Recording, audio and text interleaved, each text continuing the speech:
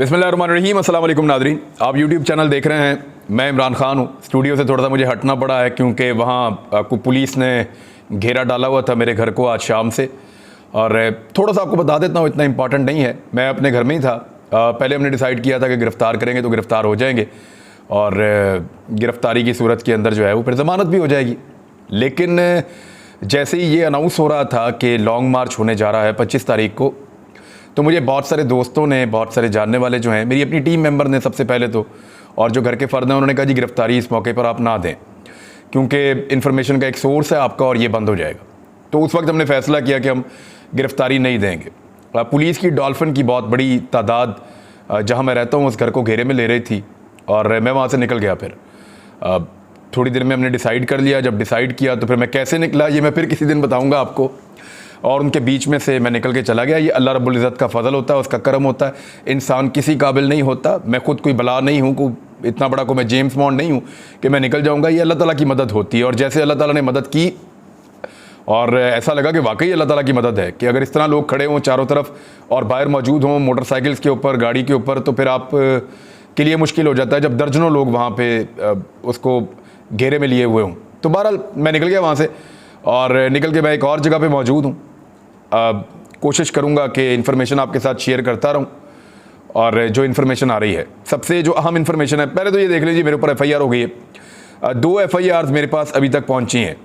इनमें जो एक FIR है वो हुई है धाबेजी में और एक और FIR मेरे पास अभी थोड़ी देर पहले आई है और वो FIR हुई है नवाबशाह में। तो इस तरह मेरे ऊपर 2 FIR अभी तक हमें मिली हैं जो मेरे ऊपर की गई हैं और इनमें जो दफ़ात हैं वो 505A, 153A और 131। ये बड़ी अजीबोगरीब दफ़ात लगा दी हैं कि मैं को पाकिस्तान में बगावत कर रहा हूँ और मैं कुछ यानी गद्दार करार देने की कोशिश की जा रही है अरशद शरीफ को और बाकी लोगों को, साबिर शाकिर साहब को, और साथ में समी इब्राहिम के ऊपर पहले FIR होगी अटक में। तो ये एक FIR है। ये 2 मेरे पास भी हो गई हैं। अभी तक 2 मिली हैं, बाकी और भी हो सकती हैं, लेकिन फ़िलहाल कोशिश कर रहे हैं कि गिरफ़्तारी ना दी जाए और गिरफ़्तार ना हुआ जाए। बहरहाल मेरे घर के आसपास पुलिस मौजूद है। अभी जब मैं बात कर रहा हूँ तब भी मैंने थोड़ी देर पहले चेक करवाया था। तो मेरी रियासती इदारों से ये गुजारिश है कि ये तो चलता रहता है मामला, तो अपनी ड्यूटी को ड्यूटी समझ के कीजिएगा। किसी की वफ़ादारी के चक्कर में अगर मेरी चादर और चार दीवारी का तकद्दुस किसी ने पामाल किया तो मैं उसको याद रखूँगा और उसको दिमाग में रखूँगा। मैं फिर पीछा भी करूँगा और मैं फिर बदला भी लूँगा। साफ़ कह रहा हूँ कि अगर किसी ने मेरे घर की चादर और चार दीवारी को गैर कानूनी तौर पे पामाल करने की कोशिश की तो मैं पीछा भी करूँगा और इस बात को याद भी रखूँगा। सिर्फ मैं गिरफ़्तारी को अवॉइड कर रहा हूँ, बुज़दिल नहीं हूँ, आपका मुकाबला करूँगा। बहरहाल आ जाए, अब इमरान खान साहब ने एक बड़ा अहम अनाउंसमेंट किया है। जो अहम चीज़ है उसकी तरफ आ जाते हैं। 25 तारीख को वो करने जा रहे हैं अब लॉन्ग मार्च, हकीकी आज़ादी का मार्च, और इमरान खान साहब उसको पेशावर से लीड करने वाले हैं। ज़रा इसको समझिए कि पाकिस्तान में होने क्या जा रहा है। एक तरफ पंजाब हुकूमत को बचाने के लिए तमाम गैर कानूनी और गैर आईनी हरबे हमजा शहबाज एंड कंपनी इस्तेमाल कर रहे हैं।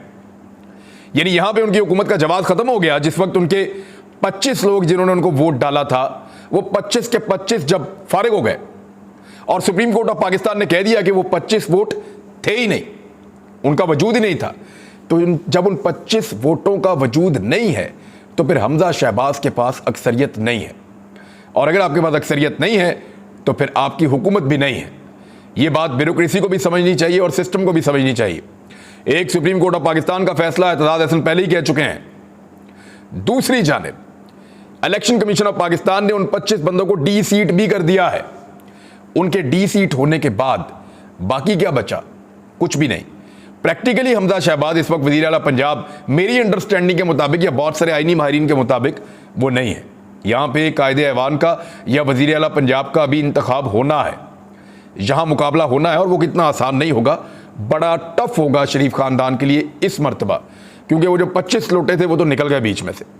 बाकी लोग तो कमिटेड थे, वो तो साथ खड़े हुए थे पाकिस्तान तहरीक इंसाफ के, तो उनकी अब बोली कैसे लगाएंगे?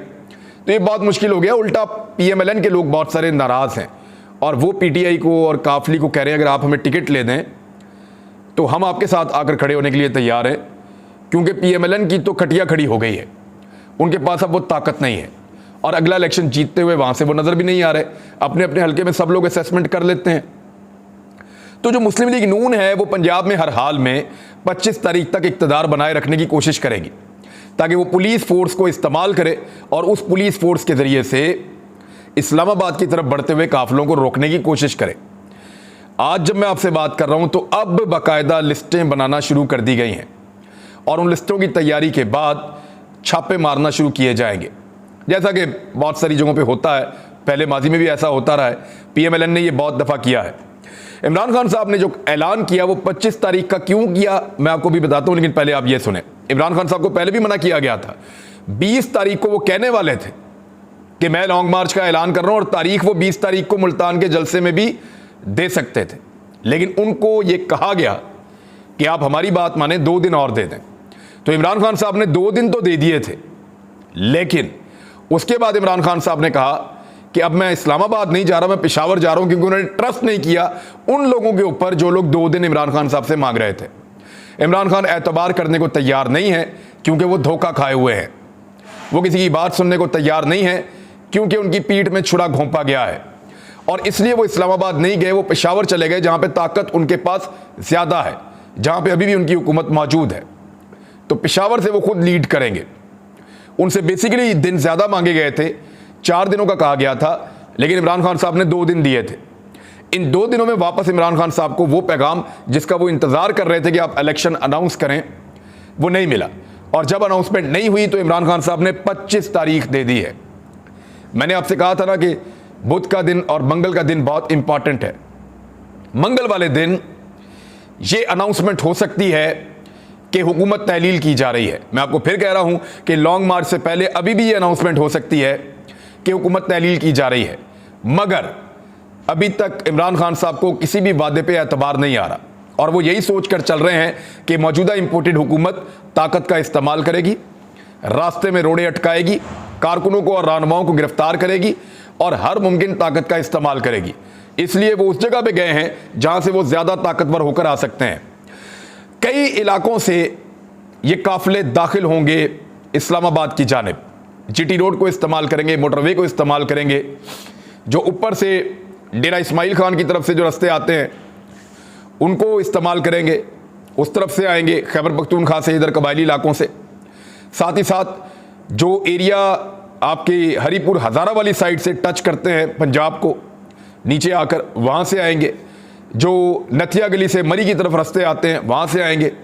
तो खैबर पख्तूनख्वा बहुत सारी सिमत से दाखिल होगा इस्लामाबाद की जानिब, जबकि पंजाब में जितने कारकुन मौजूद हैं अगर तो उनको जाने दिया तो वो आगे बढ़ते जाएंगे, और अगर उनको आगे बढ़ने से ज़बरदस्ती रोका गया तो ये कारकुन पंजाब में वो सूरत हाल पैदा कर देंगे कि पंजाब में जितनी पुलिस है वो यहीं पर अंगेज हो जाएगी। मुल्तान से लेकर या डेरा गाजी खान से लेकर अटक तक हर जगह पे पाकिस्तान तहरीक इंसाफ के कारकुन पुलिस को अंगेज करेंगे। ये हिकमत अमली पाकिस्तान तहरीक इंसाफ ने बनाई है। इसकी नौबत शायद ना आए, लेकिन इमरान खान साहब ने क्या कहा, उन्होंने कहा कि पाकिस्तान के खिलाफ बैरूनी साजिश अमेरिका से हुई है। रिजीम चेंज के लिए उन्होंने करप्ट लोगों को अपने साथ मिलाया। गुज़िश्ता 8 माह से यह साजिश शुरू हुई। अमेरिका ने मुल्क के करप्ट तरीन लोगों को साथ मिलाया। इस साजिश का इल्म गुज़िश्ता जून से ही था। कोशिश करते रहे कि यह साजिश कामयाब ना हो। बदकिस्मती से हम इस साजिश को नहीं रोक सके। 7 मार्च को अमरीकी अंडर सेक्रेटरी ने हमारे सफ़ीर को धमकी दी। डोनाल्ड लू ने कहा अगर इमरान खान को नहीं हटाओगे तो पाकिस्तान के लिए मसाइल होंगे। यह साजिश मेरे खिलाफ नहीं, पाकिस्तान के खिलाफ हुई है। हमारा GDP ग्रोथ 6% पर था, शानदार था वैसे, क्या ज़बरदस्त। और तारीख के अंदर माजी करीब में कभी पाकिस्तान इतना अच्छा परफॉर्म नहीं कर रहा था। 1960 की दहाई के बाद पहली बार मुल्क आगे बढ़ रहा था। मुल्क में रिकॉर्ड फसलें हुई, किसानों को पैसा मिला। IT की एक्सपोर्ट्स पहली दफ़ा 75% तक बढ़ गई। जब हुकूमत में आए तो पाकिस्तान का $20 अरब का बैरूनी खसारा था। हम मुल्क को मुश्किल हालात से निकाल रहे थे कि कोरोना आ गया। हमने अपने लोगों और मईशत को कोरोना से बचाया। हमारी हिकमत अमली दुनिया उसकी मिसालें दे रही है कि बेहतरीन थी। अब पता चला इनका तजर्बा सिर्फ करप्शन केसेस ख़त्म करने में है। महंगाई की सूरत हाल तशवीशनाक है। बैरून मुल्क पाकिस्तानियों ने रिकॉर्ड पैसा मुल्क में भेजा। उनके पास कोई प्लान या रोड मैप नहीं है। इक़्तिदार में आने वालों पर केसेस हैं। मफरूर बाहर से बैठकर फैसले कर रहा है। एक बैरूनी साजिश से हमें हटाया जा चुका है। साजिश में यहां के मीर सादिक और मीर जाफर ने साथ दिया। कहा गया कि इमरान खान को हटा दिया तो माफ कर दिया जाएगा। इक़्तिदार में आने वालों पर केसेस हैं। बाहर से साजिश करके हमारे मुल्क की तौहीन की गई है। याद रखिए, अगर इमरान खान के रास्ते में रोड़े अटकाए गए तो मेरी इंफॉर्मेशन के मुताबिक वो ज़्यादा देर तक अपने आप को रजिस्ट नहीं कर पाएंगे और फिर वो बताएंगे कि मीर जाफर और मीर सादिक कौन है। मैं आपको फिर कह रहा हूं कि इमरान खान साहब को अगर गिरफ्तार करने की कोशिश की गई या खैबर पख्तूनख्वा की जानिब से जो उनका काफिला इस्लामाबाद की तरफ बढ़ रहा होगा उसके रास्ते में रोड़े अटकाए गए और ज़ोर ज़बरदस्ती की गई, ताकत का इस्तेमाल किया गया, तो किसी भी जगह पर इमरान खान साहब ये अनाउंस कर देंगे कि मीर जाफर और मीर सादिक कौन है जिन्होंने पाकिस्तान की तौहीन की है। इस मुल्क के 22 करोड़ अवाम को टिश्यू पेपर की तरह इस्तेमाल किया गया। कहा गया ये वज़ीर आज़म रूस चला गया था, ये हमारा हुक्म नहीं मानता था, इसे निकालो। रूस से 30% कम कीमत पर तेल खरीदने के लिए बातचीत कर रहे थे। हिंदुस्तान ने कल पेट्रोल की कीमतें कम करने का ऐलान किया है। हिंदुस्तान ने रूस से सस्ता तेल खरीदा है। हम भी रूस से 30% कम कीमत पर तेल खरीदने के लिए बातचीत कर रहे थे। मौजूदा हुकूमत की जरूरत नहीं कि रूस से सस्ता तेल या सस्ती गंदम खरीद सके। मैं मुल्क की बेहतरी के लिए कोशिश कर रहा था। ये बाहर से पुतले लेकर आ गए, पुतले यानी आप मोहरे लेकर आ गए। चोरों को वजीर आजम और वजीर आला बना दिया गया। ये कौम की तौहीन है। मुल्क का वजीर आजम जमानत पर है, जिन पर नैब के केसेस, उन चोरों को लाया गया है। सिर्फ पीटीआई वर्कर्स को नहीं, मैं पूरी कौम को दावत दे रहा हूं कि 25 मई को इस्लामाबाद में मिलेंगे। हर शोबे के लोग लॉन्ग मार्च में भरपूर शिरकत करें। हम किसी सूरत इन चोरों को तस्लीम नहीं करेंगे। श्रीनगर हाईवे पर दोपहर 3 बजे आपसे मिलूंगा। सब खवातीन को भी लॉन्ग मार्च में शिरकत की दावत दे रहा हूं। इदारों ने कहा हम न्यूट्रल हैं, तो फिर न्यूट्रल रहें। अगर उन्होंने कहा कि हम न्यूट्रल हैं तो अब न्यूट्रल रहें। यानी इमरान खान साहब पहले कह रहे थे कि न्यूट्रल आपको नहीं होना चाहिए। वो कहते रहे जो वक्त था, जिस वक्त जरूरत थी इदारों के खड़े होने की कि चोरों का टोला आ रहा है, अमरीकी साजिश कामयाब हो रही है, उस वक्त इदारों ने अपने आप को न्यूट्रल कर दिया। तो अब न्यूट्रल ही रहें। फिर अब अपने आप को किसी लड़ाई का हिस्सा मत बनाएं। अब निमटने दें वो जो साजिश हुई थी उनके खिलाफ इमरान खान को भी। यानी जब वो लोग अटैक कर रहे थे इमरान खान पे, अपना लश्कर लेकर चढ़े हुए थे, अपने पैसों के साथ, अपनी ताकत के जोम के साथ, अपने अमरीकी इत्तेहादी के साथ, जब वो इमरान खान पर चढ़े हुए थे तो इदारों ने कहा वी आर न्यूट्रल।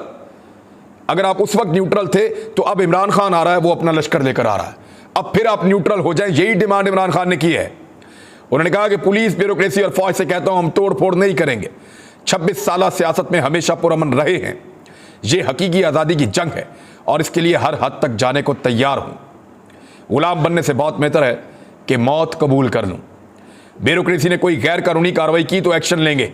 बार बार कहा जाता है कि जान को खतरा है, कोई खतरा नहीं। खौफ है ये लोग पेट्रोल, डीजल और इंटरनेट बंद कर देंगे।